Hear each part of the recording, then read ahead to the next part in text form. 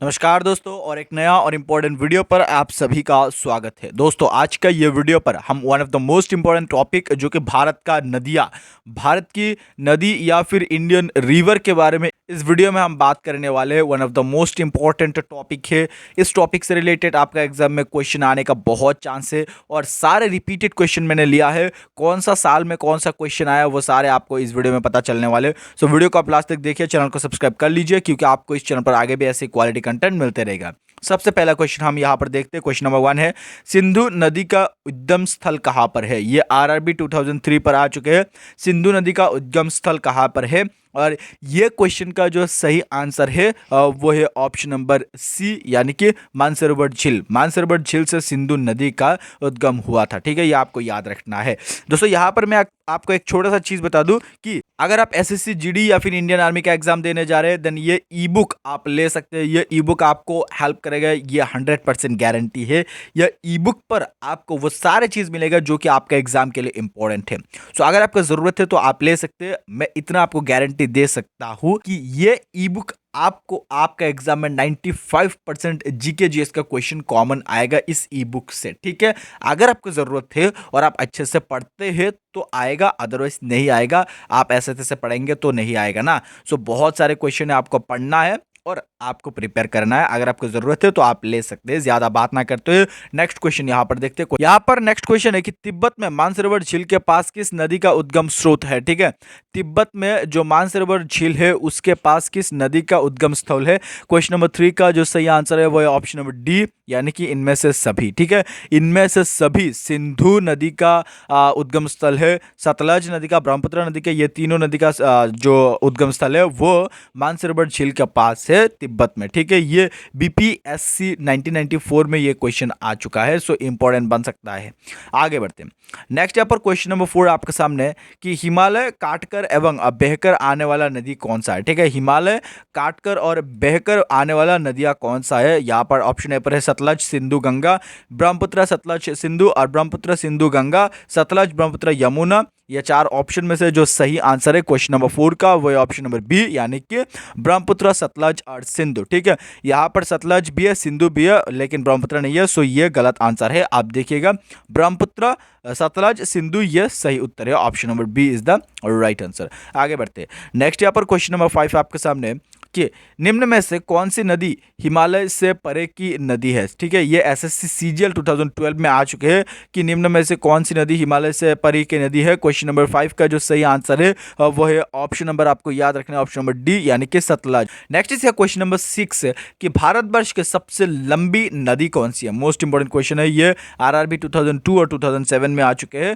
सो ये जो नदी है भारत का सबसे लंबी नदी, उसका नाम है, आपको याद रखना है, ऑप्शन नंबर ए, यानी कि गंगा नदी। सबसे लंबी नदी का नाम पूछा है। ठीक है, आपको याद रखना है गंगा नदी। Next is question number 7, Punjab के निर्माण में सबसे महत्वपूर्ण नदी कौन सी है? ठीक है, पंजाब के निर्माण में सबसे महत्वपूर्ण नदी कौन सी है? क्वेश्चन नंबर 7 का सही आंसर है ऑप्शन नंबर डी, यानी कि सिंधु।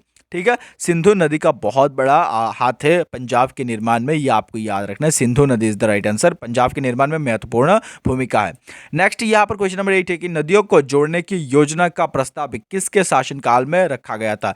नदियों को जोड़ने का जो योजना बनाया गया था वो किसके शासनकाल में रखा गया था? क्वेश्चन नंबर 8 का सही आंसर है, ये आरआरबी 2004 पर आ चुके हैं। इसका सही उत्तर है, आपको याद रखना, ऑप्शन नंबर बी, यानी कि राजग सरकार के समय में। राजग सरकार के समय में नदियों को जोड़ने का योजना का जो प्रस्ताव है वो रखा गया था। नेक्स्ट यहाँ पर क्वेश्चन नंबर 9 आपके सामने है। सिंधु नदी की एक सहायक नदी जो हिमाचल प्रदेश से होकर बहती है, हिमाचल प्रदेश से होकर सिंधु नदी की कौन सी सहायक नदी बहती है? क्वेश्चन नंबर 9 का सही उत्तर है ऑप्शन नंबर बी, यानी कि सतलज नदी। यह सिंधु नदी का एक सहायक नदी है और यह हिमाचल प्रदेश होकर बहती है।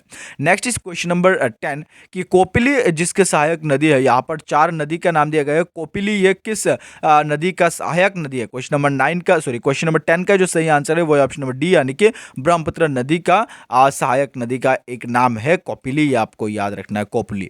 नेक्स्ट इज क्वेश्चन नंबर 11, प्रायद्वीपीय भारत की सबसे बड़ी नदी कौन सी है? ये आरआरबी 2005 पर आ चुके हैं। प्रायद्वीपीय भारत की सबसे बड़ी नदी के बारे में पूछा है। क्वेश्चन नंबर 11 का सही आंसर है ऑप्शन नंबर डी, यानी कि गोदावरी नदी। ये भारत की सबसे बड़ी नदी है। प्रायद्वीपीय भारत की सबसे बड़ी नदी यह गोदावरी नदी है।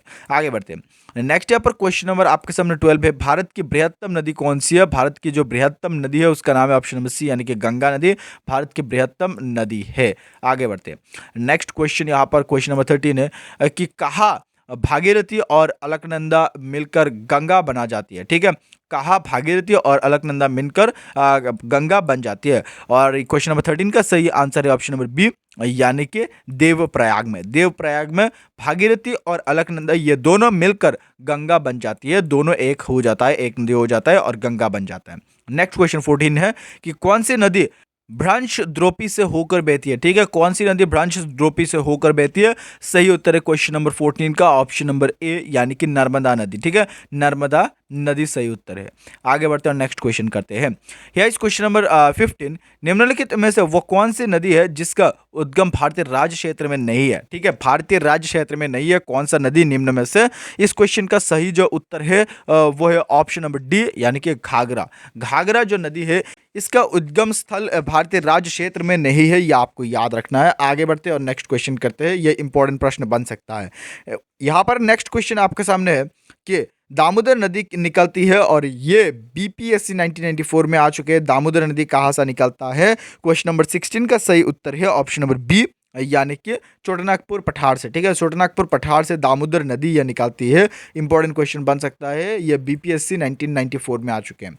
नेक्स्ट क्वेश्चन इस क्वेश्चन नंबर 17 निम्नलिखित में से कौन सी नदी अपना रास्ता बदलते रहने के लिए प्रसिद्ध है? एसएससी 2008 पर आ चुके हैं। मोस्ट इंपॉर्टेंट क्वेश्चन है ये आपका एग्जाम के लिए कि निम्न में से जो नदी का नाम दिया गया है कौन सा नदी अपना रास्ता बदलते रहने के लिए फेमस है, प्रसिद्ध है? 17 का जो सही आंसर है वो है ऑप्शन नंबर बी यानी कि जो कोसी नदी है यह अपने रास्ता बदलते रहने के लिए प्रसिद्ध है। आगे बढ़ते, यहाँ पर क्वेश्चन नंबर 18 आपके सामने है कि बिहार का शोक किसे कहा जाता है? बिहार का शोक किस नदी को कहा जाता है? क्वेश्चन नंबर 18 का सही आंसर ऑप्शन नंबर सी यानी कि कोसी नदी को कहा जाता है। क्वेश्चन पूछा जा सकता है कि कोसी नदी कहाँ पर है? बिहार पर है और ये अपना रास्ता बदलते रहने के लिए फेमस है और ये बिहार का शोक भी कहा जाता है इस नदी को। नेक्स्ट इस क्वेश्चन नंबर 19 भारत में सबसे ऊंची ज्वार भीति वाली नदी कौन सी है? ठीक है, भारत की सबसे ऊंची ज्वार भीति नदी कौन सी है? 19 का सही उत्तर है ऑप्शन नंबर सी यानी कि हुगली नदी। ठीक है, हुगली नदी यह भारत की सबसे ऊंची ज्वारिया और ज्वार भीति वाली नदी है। आगे बढ़ते हैं और नेक्स्ट क्वेश्चन करते हैं। नेक्स्ट है क्वेश्चन नंबर 20 कि निम्नलिखित में से कौन सी नदी विंध्य तथा सातपुड़ा पर्वत श्रृंखला के मध्य होकर गुजरात होती है? ठीक है, गुजरात आती है। आरआरबी 2004 पर आ चुके हैं कि निम्न में से कौन सा नदी विंध्य और सातपुड़ा पर्वत श्रृंखला के मध्य होकर गुजरात है? और ये क्वेश्चन का जो सही उत्तर है क्वेश्चन नंबर 20 का वो है ऑप्शन नंबर ए यानी कि नर्मदा नदी। ठीक है, यह विंध्य और सातपुड़ा ये दोनों को पार कर आती है। ठीक है, नेक्स्ट क्वेश्चन नंबर यहाँ पर 21 हगरी किसकी सहायक नदी है? हगरी जो है ये किसकी सहायक नदी है? क्वेश्चन नंबर 21 का सही आंसर है ऑप्शन नंबर डी यानी कि तुंगभद्रा नदी का नाम है। सो तुंगभद्रा नदी का सहायक नदी का नाम है हगरी, यह आपको याद रखना है। आगे बढ़ते हैं और नेक्स्ट क्वेश्चन करते हैं। क्वेश्चन नंबर यहाँ पर 22 आपके सामने है। निम्न में से कौन सी नदी यमुना नदी में नहीं मिलती है? सोन, केन, वेताब और चंबल ये चार में से कौन सा नदी यमुना नदी से नहीं मिलती है? MPPSC 2008 पर आ चुके हैं। क्वेश्चन नंबर 22 का सही जो उत्तर है वो है ऑप्शन नंबर ए यानी कि सोन नदी। ठीक है, ये यमुना नदी के साथ नहीं मिलती है। निम्न में से पूछा है, ऑप्शन के ऊपर डिपेंड कर रहे हैं। नेक्स्ट इस क्वेश्चन नंबर 23 गंगा नदी को बांग्लादेश में क्या नाम से जाना जाता है? मोस्ट इंपॉर्टेंट क्वेश्चन है, ये बहुत बार एग्जाम में आ चुके हैं। सो आप ट्रिपल स्टार लगा लीजिए। गंगा नदी को बांग्लादेश में क्या कहते हैं? सही उत्तर है क्वेश्चन नंबर 23 का ऑप्शन नंबर ए यानी कि पद्मा। ठीक है, पद्मा कहा जाता है बांग्लादेश में। ये आपको याद रखना है। गंगा